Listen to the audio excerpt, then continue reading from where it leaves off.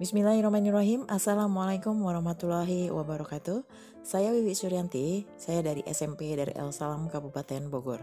Saya adalah salah satu calon guru penggerak angkatan ke-8. Pada kesempatan kali ini saya akan menyampaikan jurnal refleksi doi mingguan modul 3.2 tentang pemimpin dalam pengelolaan sumber daya.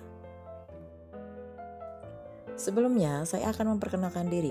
Saya sebagai JGP Wiwi Suryanti, kemudian fasilitator saya Ibu Dwi Kartini, dan pengajar praktik saya Bapak Yopi Yan Lapri. Jurnal refleksi ini saya tulis setelah saya mengikuti dan mempelajari modul 3.2 dengan topik pemimpin dalam pengelolaan sumber daya. Dalam menulis jurnal, saya menggunakan model 4F, yaitu fact atau peristiwa, feeling atau perasaan, findings atau pembelajaran, dan future atau penerapan. Berikut ini jurnal refleksi doi mingguan modul 3.2 dengan topik pemimpin dalam pengelolaan sumber daya. Yang pertama, fact atau peristiwa. Saya memulai mempelajari modul 3.2 dengan topik pemimpin dalam pengelolaan sumber daya di LMS dengan alur merdeka, yaitu mulai dari diri. Pada tanggal 25 September 2023, saya mulai mempelajari modul 3.2 dengan topik pemimpin dalam pengelolaan sumber daya dengan mengerjakan tugas yang ada di bagian mulai dari diri. Tujuan kegiatan mulai dari diri adalah mengingatkan kembali faktor-faktor yang mempengaruhi ekosistem sekolah dan peran pemimpin dalam pengelolaan sumber daya. Ada 7 pertanyaan yang harus saya jawab dalam kegiatan ini. Berikut 7 pertanyaan sekaligus jawabannya. Yang pertama, mengingat-ingat ekosistem. Bayangkan sekolah atau salah satu sekolah tempat Bapak atau Ibu bertugas. Apa bagian-bagian yang ada dari sekolah tersebut sebagai sebuah ekosistem? Jawabannya, bagian yang ada dalam ekosistem sekolah yaitu murid, guru, tata usaha, sarana prasarana olahraga, kurikulum, perpustakaan, kantin, dan laboratorium. Pertanyaan kedua, apa saja yang bisa Anda sebut sebagai sumber daya yang dimiliki atau dapat dimanfaatkan oleh sekolah? Perhatikan untuk tidak terpaku pada hal-hal yang kelihatan. Jawabannya, sumber daya manusia, yaitu guru, siswa, dan karyawan. Kemudian kurikulum, teknologi, yaitu LMS, sarana prasarana, yaitu perpustakaan, laboratorium, masjid, aula, lapangan, kantin, gedung kelas.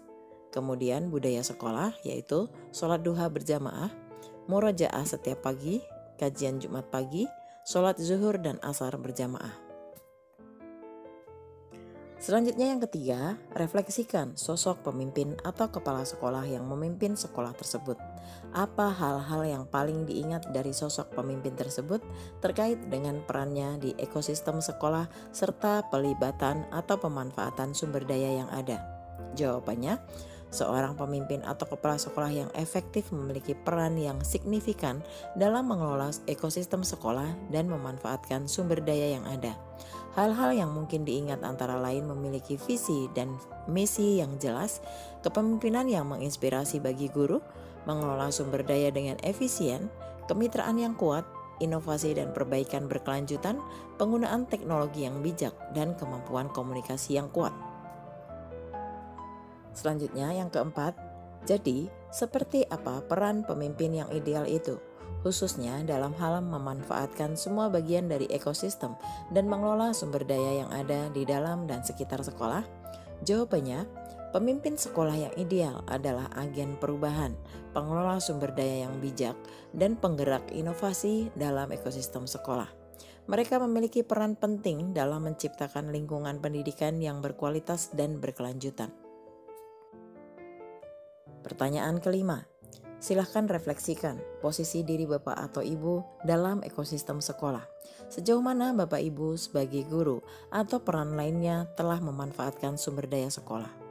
Jawabannya, sebagai seorang guru, saya telah berusaha mengoptimalkan pemanfaatan sumber daya sekolah agar dapat menciptakan pengalaman pendidikan yang bermakna bagi siswa.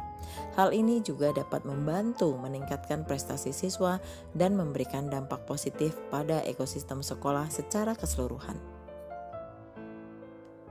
Kemudian yang keenam, apa saja harapan pada diri Bapak atau Ibu sebagai seorang pendidik, pemimpin, dan pada murid setelah mempelajari modul ini?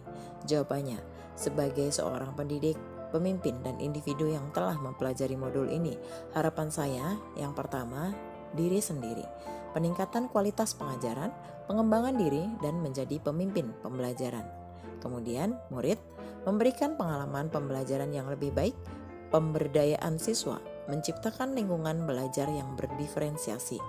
Kemudian yang ketiga, sekolah, meningkatkan kualitas pendidikan, menghasilkan pembelajaran kolaboratif yang efektif, dan membantu mengembangkan sekolah yang berkelanjutan dan berorientasi pada inovasi. Pertanyaan ketujuh, apa saja kegiatan, materi, manfaat yang Bapak dan Ibu harapkan ada dalam modul ini? Jawabannya yang pertama, kegiatan. Mengembangkan rencana pengelolaan sumber daya untuk situasi tertentu di sekolah. Kemudian yang kedua, materi. Bagaimana mengelola, mendukung, dan mengembangkan sumber daya manusia, serta penggunaan teknologi dalam pengelolaan sumber daya. Yang ketiga, manfaat. Peningkatan kemampuan pengelolaan sumber daya dan kualitas pendidikan. Selanjutnya, tahap eksplorasi konsep. Pada tanggal 26 September 2023, saya melakukan eksplorasi konsep. Di bagian eksplorasi konsep, saya belajar di LMS tentang penjelasan sekolah sebagai ekosistem yang di dalamnya terdapat unsur biotik dan abiotik. Unsur biotik contohnya adalah guru, tenaga administrasi sekolah, siswa, kepala sekolah, komite, dan lain-lain. Sementara itu, unsur abiotik terdiri atas bangunan sekolah, lapangan atau halaman sekolah, aula, toilet, komputer, papan tulis, dan lain-lain. Saya juga mempelajari pendekatan berbasis aset dan pendekatan ABCD, yaitu Asset Based Community Development. Saya juga mempelajari aset-aset yang ada dalam komunitas yang terdiri atas 7 modal aset, yakni modal manusia, modal fisik, modal lingkungan alam, modal sosial, modal agama budaya, modal politik, dan modal finansial. Di eksplorasi konsep ini saya juga menganalisis 2 kasus yang di dalamnya terdapat masalah yang dihadapi dengan pendekatan yang berbeda. Selanjutnya, tahap ruang kolaborasi. Ruang kolaborasi di modul 3.2 tentang pemimpin dalam pengelolaan sumber daya ini dibagi menjadi 2 bagian. Bagian pertama adalah diskusi dengan anggota kelompok yang dilakukan secara daring melalui Gmeet. Diskusi kelompok ini dilakukan pada tanggal 27 September tahun 2023 jam 13.00 sampai 15.15 waktu Indonesia Barat. Selanjutnya, presentasi hasil diskusi kelompok dilaksanakan pada tanggal 29 September 2023 jam 16.00 sampai 18.15 waktu Indonesia Barat. Selanjutnya adalah demonstrasi kontekstual. Demonstrasi kontekstual dijadwalkan pada tanggal 2 dan 3 Oktober 2023.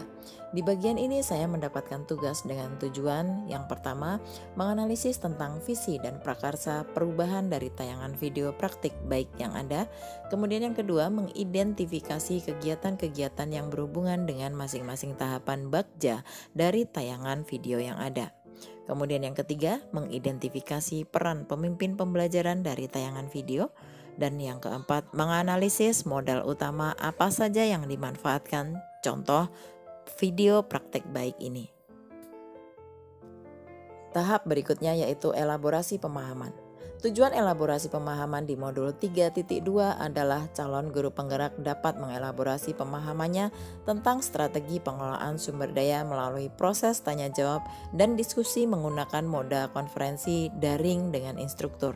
Saya melakukan elaborasi pemahaman dengan instruktur melalui Gmeet pada tanggal 4 Oktober 2023, sesi 2 yaitu jam 15.30 sampai 17.00 waktu Indonesia Barat. Instruktur yang memandu kegiatan elaborasi adalah Bapak Dr. Kusno Hadi, MPD. Selanjutnya adalah tahap koneksi antar materi. Pada tanggal 5 Oktober 2023, saya membuat koneksi antar materi modul 3.2. Di bagian koneksi antar materi modul 3.2 tentang pemimpin dalam pengelolaan sumber daya, saya membuat simpulan, keterkaitan dengan modul lainnya, dan refleksi. Tahap selanjutnya yaitu aksi nyata. Pada tanggal 6 Oktober 2023, saya membuat aksi nyata modul 3.2. Aksi nyata berisi pemahaman saya tentang modul 3.2 yang diterapkan secara nyata. Di aksi nyata ini, saya mengidentifikasi aset yang ada di sekolah, berkolaborasi dengan kepala sekolah, guru, tenaga pendidik, dan siswa. Kemudian yang kedua, feeling atau perasaan. Selama saya mempelajari modul 3.2, saya merasakan perasaan yang semangat dan senang. Saya bersemangat karena di modul 3.2 saya belajar mengenai pemimpin dalam pengelolaan sumber daya. Saya senang karena saya cukup banyak memahami materi dalam modul ini. Selanjutnya yang ketiga, findings atau pembelajaran. Di modul 3.2 tentang pemimpin dalam pengelolaan sumber daya, saya banyak mendapat pembelajaran tentang tata cara mengidentifikasi dan mengelola aset. Jika diibaratkan sebagai sebuah ekosistem, sekolah adalah sebuah bentuk interaksi antara faktor biotik atau unsur yang hidup dan abiotik atau unsur yang tidak hidup. Kedua unsur ini saling berinteraksi satu sama lainnya sehingga mampu menciptakan hubungan yang selaras dan harmonis. Dalam ekosistem sekolah, faktor-faktor biotik akan saling mempengaruhi dan membutuhkan keterlibatan aktif satu sama lainnya. Faktor-faktor biotik yang ada dalam ekosistem sekolah diantaranya adalah murid, kepala sekolah, guru, staf atau tenaga kependidikan, pengawas sekolah, orang tua, masyarakat sekitar sekolah, dinas terkait, dan pemerintah daerah. Adapun unsur abiotik terdiri dari keuangan sekolah, sarana, dan prasarana. Ada dua pendekatan yang dipelajari dalam modul 3.2 ini, yakni pendekatan berbasis masalah atau kekurangan dan pendekatan berbasis aset atau kekuatan.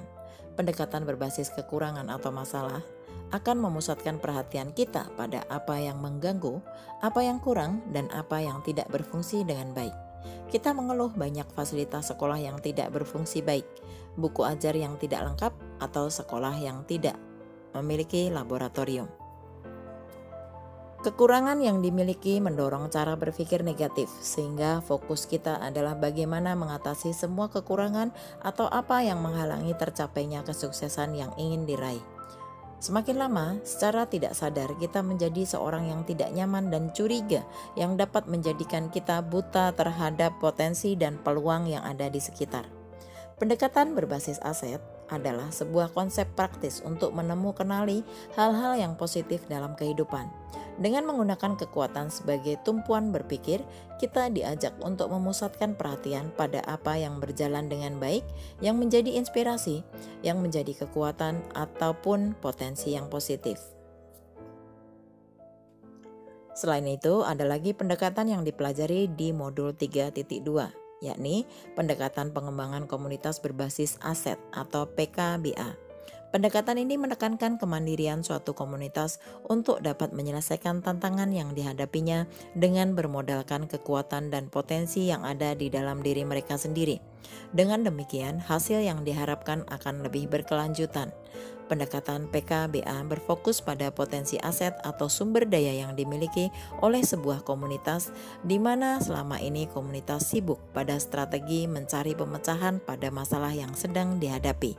PKBA merupakan pendekatan yang digerakkan oleh seluruh pihak yang ada di dalam sebuah komunitas atau disebut sebagai Community Driven Development.